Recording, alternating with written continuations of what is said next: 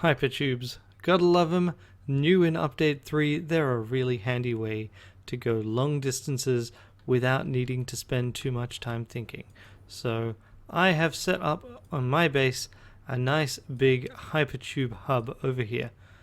So one thing to remember about hypertubes are two-way. So, or rather they can be two-way.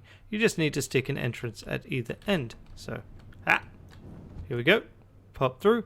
And on our way we go. Hypertubes speeds vary based on height. So here we're going up, we go relatively slowly. On the other hand, if I go over, say, over to here, you can see that we'll start off quite quickly because we are going down. But then when we hit the other end of this where we are going up, we will start to slow progressively. So this part's quite quick, the next part less so. Now, next thing, you can control your own speed in a hypertube. So if you're going too fast and you're worried that, for example, a hypertube is going to spit you out at lethal speed, don't worry, turn around, you can either press backwards to slow down, you can press forwards to go back to normal, or you can turn the camera around and do that. So I assume also if I hold left, yeah, there we go. It's based on the position of the camera, but you can use that to control your speed. Other things about hypertubes, I'm still kind of exploring some of the cool things that you can do with them, but one thing that is important to remember, you can in fact have a hypertube spit you out into the air. So you can take advantage of hypertubes to do just like fun stuff, especially once you've got yourself a jetpack.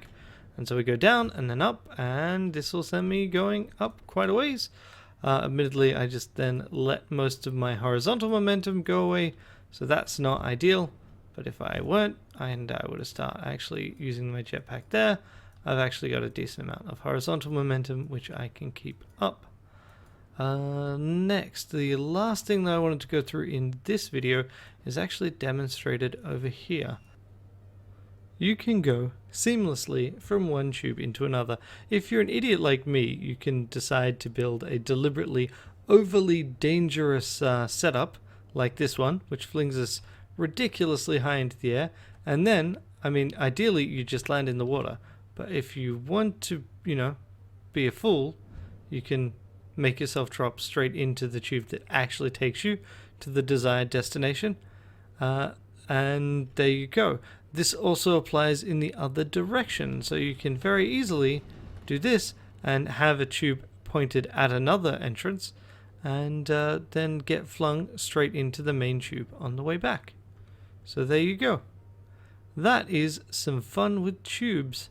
Next time round, hopefully, I can demonstrate some more advanced structures with them.